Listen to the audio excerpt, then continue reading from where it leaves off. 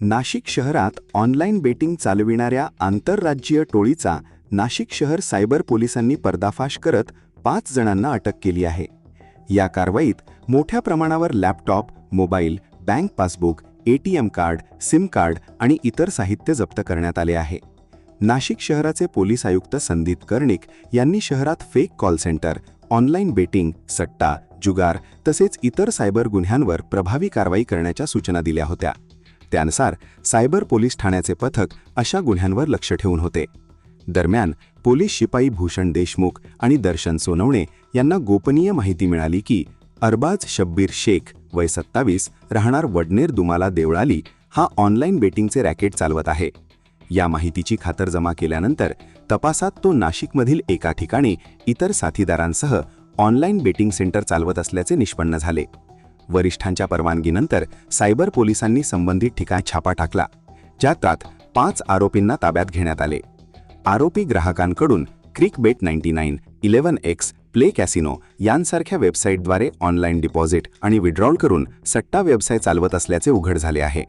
या कारवाईमध्ये जप्त करण्यात आलेला मुद्देमाल 4 laptop, 18 mobile phone, 3 wifi router, विविध बँकांचे 54 passbook, 4 chequebook, 25 ATM card, 26 SIM card, पैशांच्या व्यवहाराच्या नोंदी असलेल्या 4 वह्या, इतर महत्त्वाचे साहित्य. या प्रकरणी सायबर पोलीस ठाण्यात गुन्हा क्रमांक 4626/2026 दाखल करण्यात आला असून भारतीय न्याय संहिता तसेच ऑनलाईन गेमिंग प्रचार आणि नियमन कायदा 2025 आणि माहिती तंत्रज्ञान अधिनियम 2000 अंतर्गत गुन्हे नोंदविण्यात आले आहेत. 5ही आरोपींना अटक करण्यात आली असून पुढील तपास वरिष्ठ पोलीस निरीक्षक संजय पिसे आणि सहाय्यक पोलीस निरीक्षक धीरज गवारे करीत आहेत.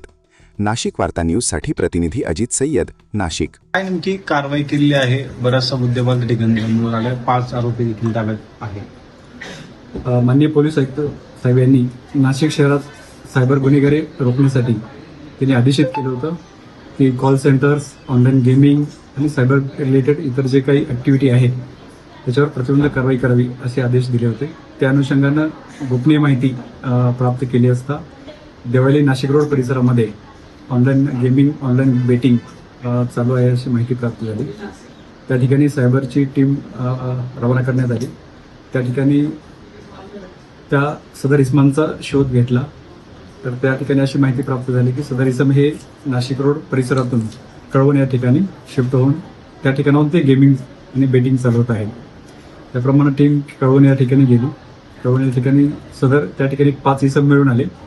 त्या 5 इसम हे वेगवेगळ्या 4 गेमिंग वेबसाईट चालवत होते.